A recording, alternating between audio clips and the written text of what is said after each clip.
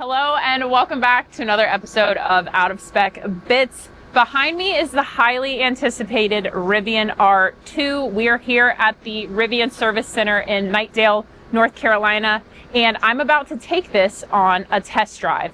Now, I currently drive one of these. I drive a Rivian R1S. It's a Gen 2 dual performance max pack. That's a big mouthful, and I am a Rivian lover. I absolutely love driving my Rivian R1S. I use it to its fullest extent every single day, but I've been curious, would I want to change over to an R2?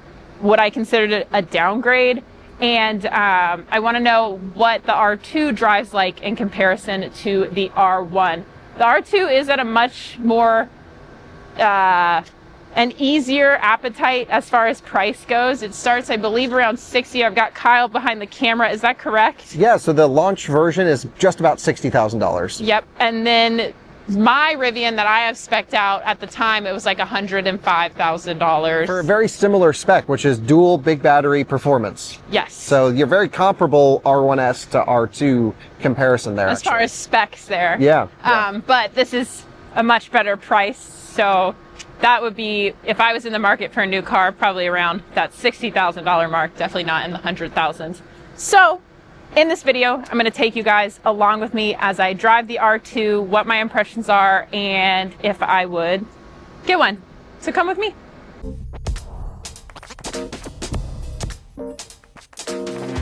Guys, I've been telling you for weeks now, it's now July, and the CCAN Action Fund is running their 8th annual EV raffle. So why am I standing in front of this launch green Rivian R1T?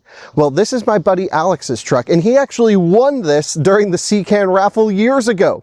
So they're back again for their 8th program this year. They're giving away 3 incredible electric car prizes, which means you could choose between a Rivian R1T or R1S, a Lucid, or a Porsche valued up to $115,000.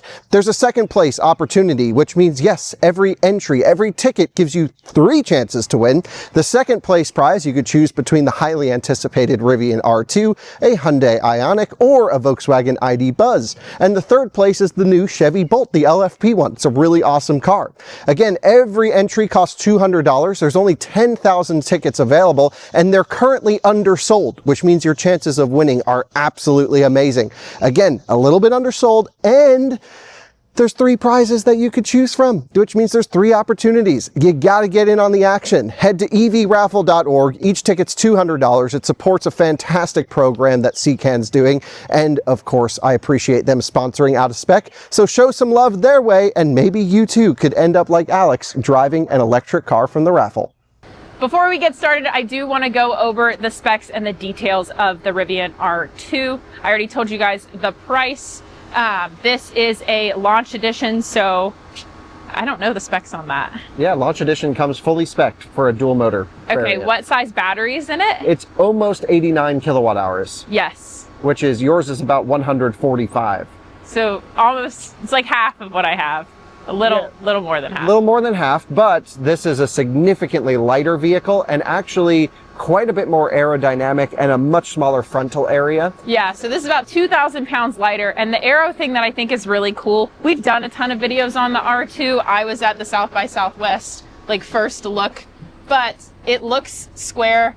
And then you come up here and it's got this nice aero. Now, I think on paper they're saying it's the same efficiency as a Model Y. Yeah, and it might be around town because you're disconnecting the front axle and you have super range tires on this thing. But I'm not 100% sure on the highway if that's going to be the case. So for like our traditional 70 mile per hour highway test, it's probably not going to be the same efficiency, but we don't know. Yeah, we're going to run them side by side as soon as we can. Okay, cool.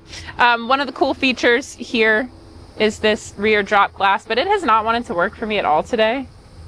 So this glass drops down. Maybe the car went to sleep, but no, just it's only worked for you. Yeah, gotta have the magic touch. A little razzle dazzle. I do want to point out something. How do I open it? Oh yeah, so the lift thing is, nope, hold on, let's think about it. Wait, we've done this. Here it is. Done it. No. Yeah.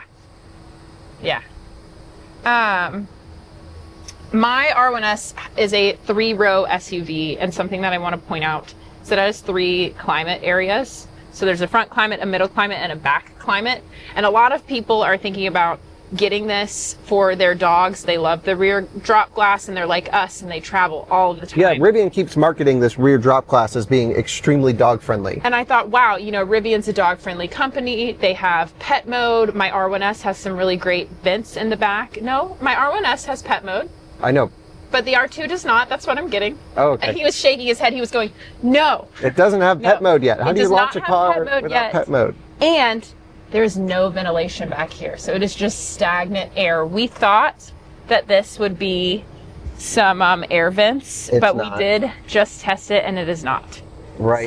So that's just going to get stale, hot air. And it's intense. But the good news is you can plug in a fan. Yes. Right, either a 12 volt or 120 volt fan to try to pull some of that AC back. It is nice that you can drop the rear glass, but on some of these really hot days, especially if you're in dog mode in a parking lot, that's not going to do anything. Right, they really have to up the fan speed in the front to get any airflow all the way back here. I wouldn't feel comfortable leaving Also, a dog. just on the note on the rear vents, we always talk about vents for kids and dogs. This is where passengers, people will sit, of course. You only have those two vents in the center, which isn't the end of the world. No, but I do like to see B-pillar vents most of the time. Since we're just talking about this, again, we've done so many videos on this car, but I am 5'10", for those of you that don't know that, and there's so much more rear space in the back of the R2 than the R1. It's much easier for child seats. Child seats are hard in the R1 to get in. They're bulky, and they really don't want to fit in the R1 consistently. Yeah. So if you're thinking about getting this and you have teenagers or a growing family, you do have comfortable room for technically 5 adults, but 4 adults. Yeah, so it's a very, very roomy back seat. That's a major selling point for a lot of people. I mean, we could run over to the R1S really quick. It's right there. Do you want to just have a seat in that? Show everyone the difference. This is a nice tri-motor. This is a nice tri-motor. There is some music on, so I'm going to turn that off really quickly. Okay.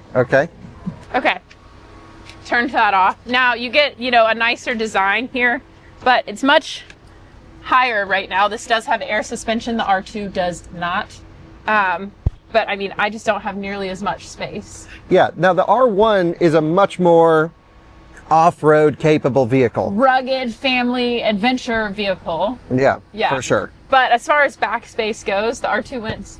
I totally agree. Yeah. Totally agree. Now I'm going to be curious to see if this test drive experience will sway you out of the R1, because to be honest, you don't use the third row as much as I think you thought you were going to. I don't use my third row at all, but when we did have 2 dogs, having it folded down, I never worried about them being on top of each other. Right. So I don't use the third row as much as I should. Right. So you really are using just the 5-seat configuration. You do quite a bit of off-roading, but we've moved away from Colorado. You now are on the farm every day.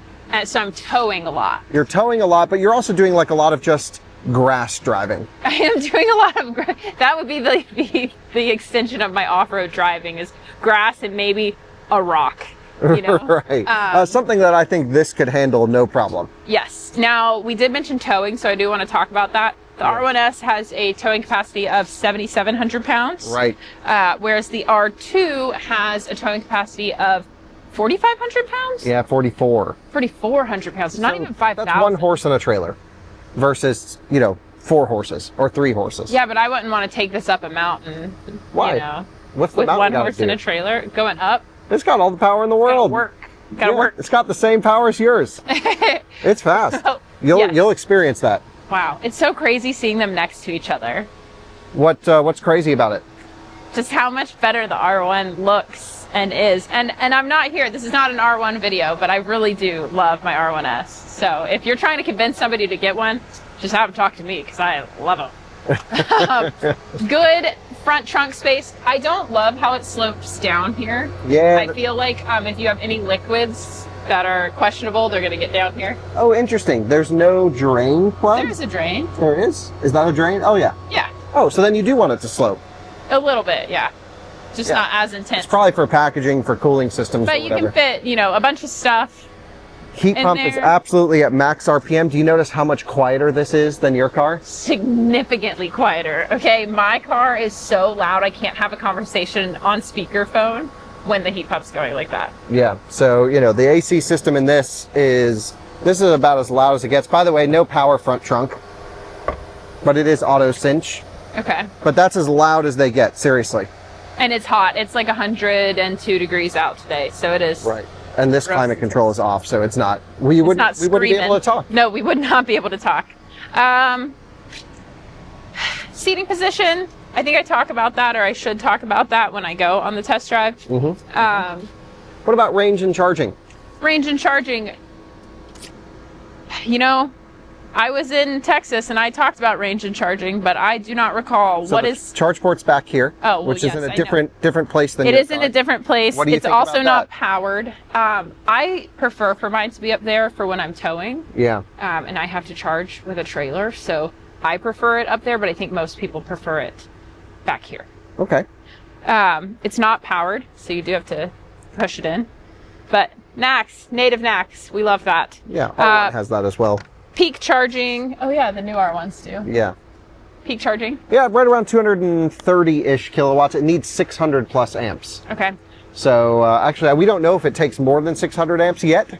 We're going to need to find some charging equipment that can do that. Yes. But for sure, if you go to a supercharger, you're getting about 180, 190 kilowatts. Peak.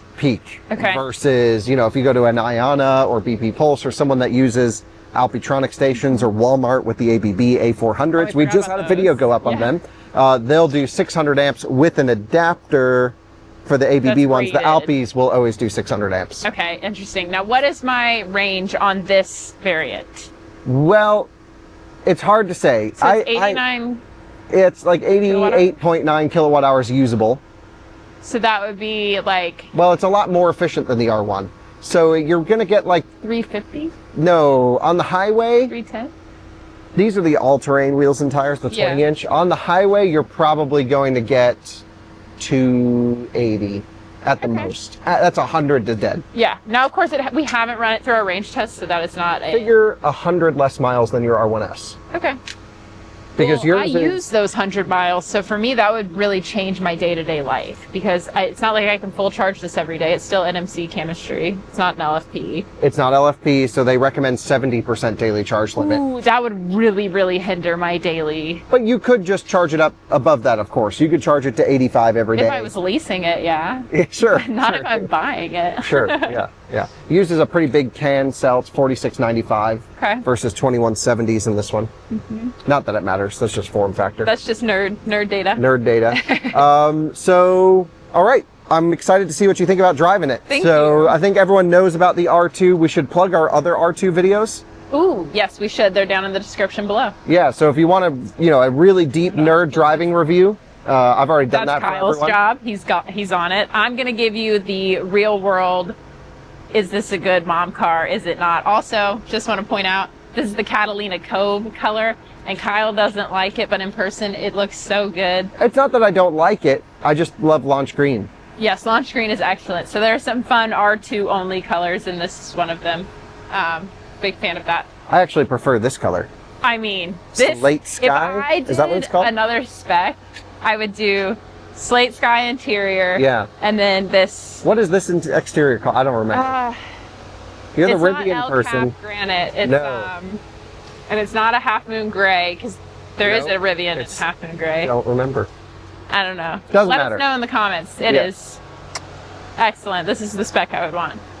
All right, I think it's time for us to go drive the R2. Very briefly, I just want to talk motors really quick. Oh, duh. 2 motors. 2 motors. It's rear drive primary axle. One thing we've talked about on your car all the time is it's front wheel drive most of the time. But then there's a clutch connect. Yes. Okay, and it makes a big, loud clunk, and you go punk. It's gotten better with software. But it's not perfect. It's not perfect, and it always just has an air of torque steeriness, and you can tell the front tires are doing a lot. Yeah. This is now rear drive bias. That's a much more premium experience. So I'm looking forward to seeing if you pick up on that while driving. Yes, because I typically wouldn't notice that. But I think I'm gonna look out for it. All right, that's good. Let's go drive it. Welcome to the inside of the R2, Scott. Hi. Hello, you're gonna drive it now. Yes, I am gonna drive it now. So we just got all the drive settings set up. We are in all-purpose. You put it in soft ride feel, and I was like, no, don't do that. Put it in moderate. But then you reminded me that this is not an R1, and I need to figure out how soft, moderate, and firm feel. Yeah, you're here to test the car. So start in the most roadworthy. I mean, I drive your car in soft suspension all the time anyway. Oh, really? Yeah, we're at 77% SOC, so we should have good power and good regen. Ooh. You can see they have an R1S and an R2 on display right there. Yes, they do. Wow, this is nice. It's so little. Yeah. I feel like I'm driving around like my old car, my Mazda. And you want to explain what that is? I had a Mazda CX-5, and this feels like it's the same height. Obviously, this has a little bit more interior space, but this is very maneuverable. It's so little. Wow. Okay. So my impression when I drove it was actually the opposite. I really thought it felt like a big car with that nice hood that went out the front. I didn't really get the little car impression, so it's funny that that's how you feel. Oh, it feels tiny. Okay. Interesting. What other things should I be like thinking about? Because I struggle to. Well, this is. I'm a quiet processor, you know, but I want to be able to tell the viewers what this is like for me. Well, I'm not certainly going to tell you what, to say or what to feel. I just want you to experience it and see what you think throughout the whole experience, really. You know, this is a rear-wheel drive car instead of yours. That's mostly a front-wheel drive car. So we're running primarily rear motor. Oh, look, an i3. Hi. Nice. Look at those wheels. Wow. Those are the 20-inch big wheels. Those are big boys. Yeah. Okay, let's see how good the regen is. Oh, good regen. Rivians have great regen. We have a green turn arrow right there. I was just making sure because that person went. Oh, there's a man. There's a man in the middle of the road. Just go for it. Oh, it's got the zip to it. Yeah, it definitely picks up above 40 miles an hour quite a bit. I'm right there. Okay, already noticing this screen is very small. I think I'm just used to my bigger front screen. I don't love how little it is, but maybe that's something that I could get used to. What would you need it bigger for? It just feels like where my seating position is and how I like the wheel. I have to go like this to see what time it is and that it's 102 degrees outside.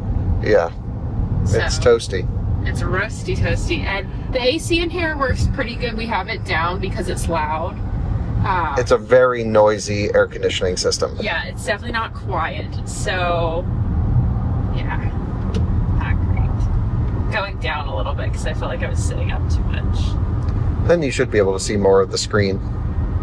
Oh, I can see more of the screen. Okay, you're right. So let's see if I put it in. Does this have universal hands-free? Enabled. Oh, it does. Okay. Lovely. I like the haptic wheels. Have you tried using them much? Not a ton, but I do have to pause and think about what I'm trying to do. It's not as intuitive as like a quick little joystick or a button. Does that make sense? Yeah, for sure. Okay, so there. I like that you can set the speed with them rather than this, because when I drove it, you had to use the stock to adjust. But this also works. Correct. Okay, yeah, but this is more intuitive. Okay, my eyes are on. What else should I be thinking? Yeah, I think noise is a big thing everyone wants to know, how you think it sounds. You don't get any of that boominess like you do in the R1T. There's usually like a little bit of boominess right here. I don't hear that. You mean wind noise? Yeah. Okay. Well, it sounds like boom, boom, boom, boom, boom, boom, boom. Oh, some buffeting? Yeah. Yeah. And you don't have that in this. I can hear the rear climate on, but it's not super noisy. Yeah. It's actually not on. What you're hearing is that car right there. No. There's definitely a rear climate on.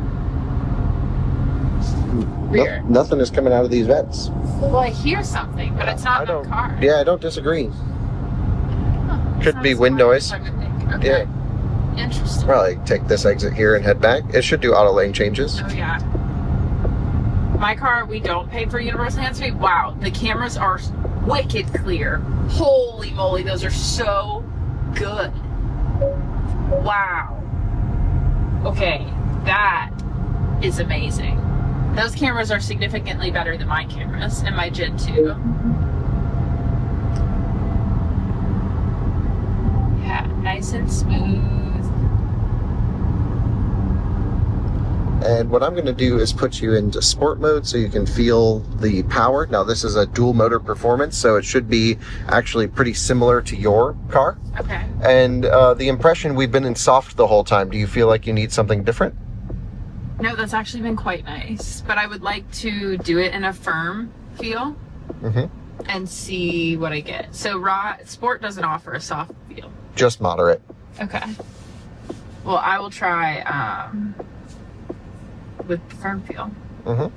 Regions on high. Yeah. What are you noticing? Is there anything else? Oh, so much. I mean, I made a 2-hour video about how it drives. I know. So everyone can see that. My opinion hasn't changed yet. You can go. I really am just, the viewers always yell at me when I talk over you, so I'm just letting you do your thing. I think maybe I would like to tell anybody that's watching a video, he's absolutely not talking over me, and I'm not brainwashed into saying that. I get really clammed up and shy, and I'm thinking a lot of things, but I don't always know how to get it out without you helping me or talking to me or asking me questions that are thought-provoking. All right, so how'd the one-pedal drive feel coming to a stop? Smooth. Feels the same as my R1S. So very similar pedal tuning? Excellent pedal tuning. Yeah. Okay, excellent. Interesting. You felt Scott's like a fan. it was not as sensitive as mine? No, I thought they did a good job, but I thought they left room for improvement. Nice work from the Accord there. That was awesome. It's a me kind of move. Well, I wanted to zoom Yeah, on. just hold back a little bit.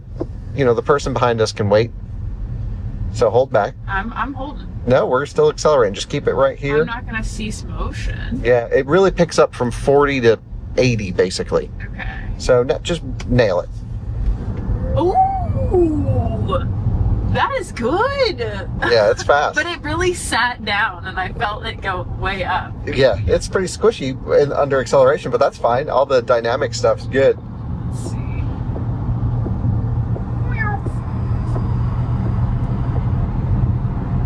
Nice. Oh, wow. Those cameras are so good. Oh! I've said it, but from the beginning, I think that this is the perfect Rivian for most people. Like, I don't think most people need a 3-row SUV. I think people want an electric car that charges decently and is zippy and responsive and can be fun and capable off-road. Is the ride feel driving you insane now? It's definitely, like, harsher. Yeah. So, now I've put it in moderate. Oh, wait, I'm accelerating. I have my foot on the... What's happening? What? Your foot's on the gas and we're moving. I'm fully matted. Oh, you're floored? Oh, it's a test drive car. Oh, it doesn't go above 80? I guess not. Okay. That seems dangerous. I mean, there's no reason for you to go above 80 in a test drive car. That was really weird. That was weird, right? Yeah, normally in the R1s it says limited to 80 miles an hour. Yeah, when you drive a demo or a loaner or something. Okay. Yeah, that's odd. Sorry, I was like, that's why I got all the way into the left lane, because I was like, ooh, I want to see how zippy it is up top, and then it didn't do it. Okay, what else? I'm going to go back to all-purpose soft. Okay. And now we should just be rear drive. Yeah. You can see you can't even feel the front motor connect. No thunk. None of that clunk. So Yep. they've gotten that right. They did a good job. You can get it into some weird situations. I found that you will get a little clunk or a NVH hit from up there, but it's a million times better. Let's see. Okay, rear. Yeah. It's just smooth. What do you think of the steering wheel? What do I think about it? Is it... Steering wheel should be round. Steering wheel should be round. It is bothering me. But it's so that you can see the screen better. I feel like I could see it just fine if it was more rounded up here. Yeah.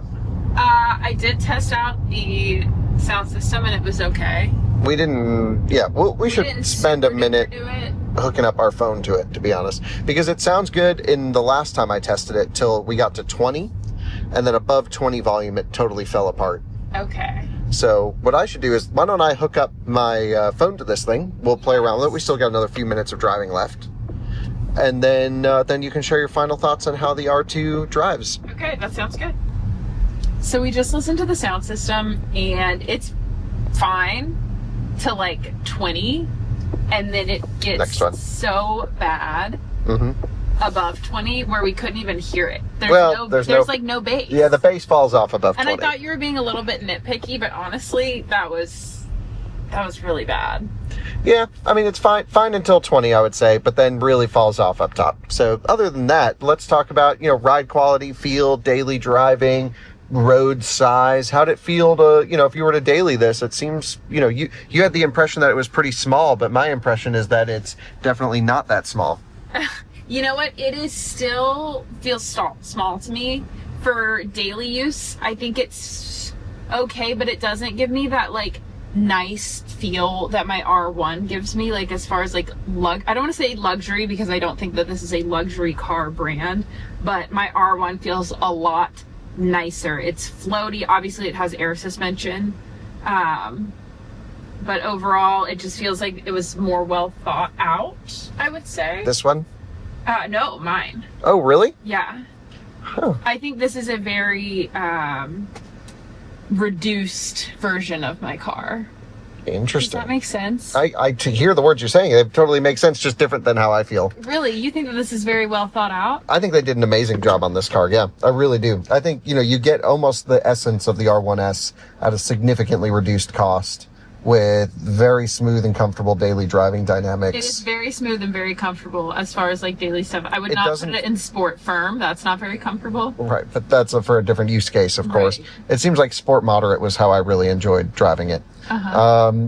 Yeah, from my perspective, yeah, I think the one thing that they really should have spent more money on was the sound system. But the seats are comfortable. The cooled seats work really well. The seats work really well. It is 101 degrees outside. This glass roof lets in a ton of heat. Yeah. So I would think... do the electrochromatic like yours would be cool, or get a shade. Or get a shade, or like just offer a shade. Yeah, they should have had a shade built in. On a day like today, this roof, definitely get it tinted. With the black interior, because none of the light interiors are available yet. Right. So you have this dark interior and you're just kind of cooking. Yeah, I think this, again, I still think that this is a daily car for most drivers. Hit the 5-window switch down. Yeah, that's what I was trying to do earlier. Okay, down. Oh, wait. RJ and I talked about this when we were at South by Southwest. And yeah, we think it should be this goes down and this goes up. No, that's the way it should be. You didn't agree with that. No, this is the way it should be. But there's a regulation that it has to go like this. But I agree that this should be down. Right. Yeah. Okay. Well, comment below. Nice. Okay, cool. You're still in drive, by the way. Oh. It didn't park me when you opened your door. Right, it will if you open your door. Oh, okay. Yep, your car's the same way. Okay. So that is one of my favorite little Easter eggs hidden throughout these. Traditionally, like companies like Jeep have hidden little Easter eggs around in their car, and there are a couple in the R2. When the first media coverage came out about the R2, everybody showed you all the Easter eggs. So I'm not going to do that, but I do like the little climbing man. I hope he stays adventurous forever. But so those are my driving impressions. What did you think, Kyle? Well, no, I want to know what you thought now that you've had a chance to absorb. People already know what I think. They can watch my 2-hour-long video. You're right. Okay. So for me, it feels smaller than the R1S, which I think is a big complaint from a lot of people that have borrowed my car. They go, oh, I really like it, but it's too big. I really, really want one, but it's too big. And I think this hits the need for that mid-size SUV. And I think most people in the market are looking for this. They're not needing all the space of an R1. So I think it's done well. The ride quality is very smooth. It's not jerky. It's not super loud on the road, but there definitely is some road noise, as you guys saw. I wouldn't say that it's quieter than an R1 because I feel like we get a lot of wind noise in the R1T and the R1S. You're looking at me confused. It's not going to annoy anyone. No, it's not going to annoy anyone. Thank you. What else? The sound system is great if you are going to listen to it quietly, but if you like to jam out and want to turn up the bass in your favorite song, it gets really aggressive. It's like Yeah, you can tell the speaker crunchy. cones are working hard. They're at the limit. Yeah. And maybe as it like wears in, it'll get better. My R1S's sound system certainly got better as I broke it in and as software has happened. So maybe that could happen here. But at this point, the sound system is not. I mean, you compare right this sound system to what's in that Model Y, and that Model Y will smoke it. Yeah, it just feels like, and to describe that a little bit more, it feels like the sound is just coming directly at you from one area. You don't feel like it's going up or coming from behind. Like in a lot of cars, you feel like the bass comes from the back of the car, and you can kind of feel it in the back of your head, and we didn't feel that. So there we go. Yeah. So you enjoyed it. I enjoyed it. Okay. The phone overheated. But what I was saying is the music in the R2 sounds like it's kind of coming at you just from right here. So I don't love that. Overall, it's not very immersive. It's not very immersive like the Volvo EX60. That was EX90? Yeah, you listened to the EX90, but EX60 also has Bowers & Wilkins Amazing. available. So to wrap it up, I think the R2 is a great car. I think most people, it fits with their lifestyle. I am a die-hard R1S driver, and I hope to have many, many more. But I think this car is worth driving, and I am curious to hear what everyone in the comments has to say about their R2 experience. So a couple questions to end off the video. Just briefly, R1S or R2 for you? R1S. Okay, Model Y performance or R2 performance?